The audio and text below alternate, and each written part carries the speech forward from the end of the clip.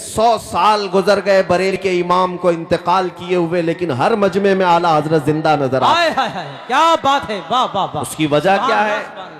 वजह ये नहीं है कि पठान खानदान के एक बड़े रईस थे, जमींदार थे, नहीं। आला हजरत हर मजमे में आज इसलिए जिंदा है कि वो फना फिर रसूल थे। मेरे आका के कदमों में उन्होंने इज्जत ढूंढी, इसलिए मौला करीम उन्हें हमेशा के लिए इज्जत से नवाजा।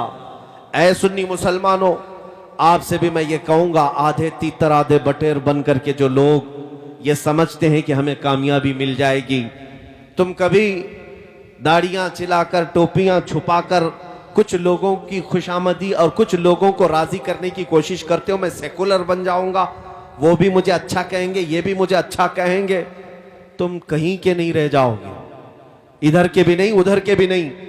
ये जालिम दुनिया तुम्हें कभी भी वफा नहीं दिखाएगी। काश तुम एक बार मेरे मुस्तफा करीम सल्लल्लाहु ताला अलैहि वसल्लम के पूरे गुलाम हो जाओ, फिर देखो मेरे आका सल्लल्लाहु अलैहि वसल्लम न दुनिया में तन्हा छोड़ते हैं, न कब्र में और न हश्र। नारे तकबीर, नारे रिसालत, शहीद आजम कॉन्फ्रेंस, मसलके आला हजरत, गाजिए मिल्लत। क्या बात है। इज्जत किसकी है? इज्जत रसूल पाक सल्लल्लाहु अलैहि वसल्लम के कदमों में है, उनके वफादारों की इज्जत है।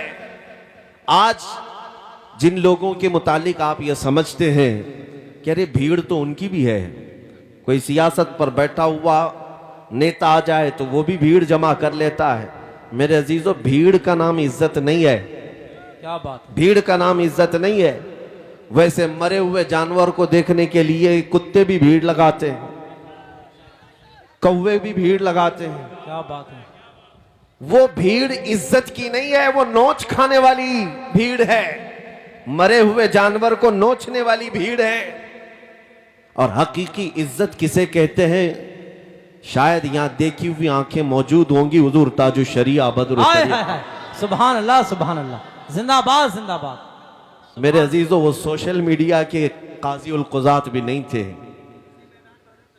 मेरे अजीजों, हाँ मुझे बताया शीशगढ़ वालों ने कि हुजूर ताजु शरिया रहमतुल्लाह ताला अलैह इस मैदान में तशरीफ लाए। सुभान अल्लाह, सुभान। और मैं जब यहाँ आया हूँ तो उनका एक अदना गुलाम बन करके आया हूँ। सुभान अल्लाह, सुभान। और मेरे पास जो निस्बत है जिंदगी भर फख्र करने की, वो उन्हीं कदमों की निस्बत से। सुभान अल्हम्दुलिल्लाह मैंने इज्जत देखी है बड़े बड़ों की। अगर कोई ये समझता है कि बहुत गोरे होने की वजह से लोग इज्जत करते थे, तो ये तुम्हारी खाम ख्याली है। इराक में, तुर्की में, शाम में, मिस्र में गोरे लोग कम नहीं हैं, बहुत हसीन और जमील लोग हैं। मैं बरेली शरीफ में जानता हूं शेख उमर सलीम अल आज़मी, इमाम आज़म अबू हनीफा रहमतुल्लाह अलैह की औलाद में से। वो तकरीबन 3 महीने तक यहीं बरेली में थे। बड़े खूबसूरत, उनका चेहरा तो सेब की सुर्खी की तरह। लेकिन हमने देखा कि हुजूर ताजु शरिया जब नमाज के लिए कभी वहाँ मुसल्ला बिछाकर खड़े होते, वो काफ़ी देर तक नमाज ख़त्म होने तक टकटकी बांध कर देखते रहते। क्या इराक में और उलमा नहीं थे? क्या इराक में बड़े खूबसूरत लोग नहीं हैं? उन्होंने जो खुद हमसे कहा था वो बात मैं आपके सामने रखता हूँ। और शेख उमर सलीम अल आज़मी ने कहा था कि बेटा, हम इनको जो देखते हैं ये हमारे इख्तियार में नहीं है, खुद इनका हुस्न हमारी अपनी तरफ हमें खींचता है। और फिर उन्होंने कहा ये हुजूर पाक सल्लल्लाहु ताला अलैहि वसल्लम के सच्चे इश्क की बरकत है जो सीना इनका लबालब भरा हुआ है। इज्जत इस बात की है, अभी अगर मैं जिक्र करने लग जाऊं तो यहां उर्से ताजु शरिया ही हो जाएगा, लेकिन मेरा मौजू है हुजूर पाक की मोहब्बत। मैं आपको कहता हूं, मिस्र में एक हमारे बहुत बड़े उस्ताद शेख ताहा हुबैशी साहब इंतकाल फरमा गए, अभी अभी सादात में से थे। मैं उन्हें हिंदुस्तान साथ में, मैं उनके साथ आया था बरेली शरीफ, हजरत से मुलाकात की। वो नाबीना है लेकिन जामिया अजहर के बहुत बड़े उस्ताद, बहुत बड़े उस्ताद, 40 से ज्यादा किताबें लिखी, जबकि पैदाइशी नाबीना है, बहुत बड़े आलिम दीन। और हुजूर ताजुल शरिया रहमतुल्लाह ताला अलैह से मुलाकात करके जब मिस्र वापस गए, मुझे बुला करके उन्होंने एक बात कही थी। कहा बेटा तुम्हारे शेख के पास एक अत्तर है जो वो खुशबू लगाते हैं, शायद वो हिंदुस्तान में मिलती है, मुझे वो लाकर दो। सुभान अल्लाह सुभान। ऊद हजरत जो इस्तेमाल फरमाते, मैं आया हजरत से कहा कि हजरत शेख ताहा उबैशी साहब वो अत्तर मांगते हैं जो आप लगाते हैं। क्या बात। आपने हुक्म फरमाया, मुंबई में हजरत के एक मुरीद थे, कहा उनसे कहो वो दिलाएंगे, वो लेकर जाओ और हदियतन पेश करो। काफी महंगा अत्तर था। सुभान अल्लाह। मैं खुद वो शीशी लेकर गया और शेख ताहा उबैशी साहब को पेश किया कि हजरत ने आपको हदिया पेश किया है, जो अत्तर आपने मांगा था। उन्होंने लगाया, खुशबू लगाई और उसके बाद कहा ये वो नहीं है जो मुझे चाहिए था, हाय हाय हाय, क्या वो बात- कोई और अत्तर लगाते हैं। क्या बात है। मैं दूसरी छुट्टी में फिर आया, हजरत से कहा कि वो कह रहे हैं ये अत्तर नहीं है, आप कोई और अत्तर लगाते हैं। हजरत ने फरमाया ठीक है वो भी भेजते हैं। फिर दोबारा एक और कीमती अत्तर मेरे ही हाथ से भेजा गया।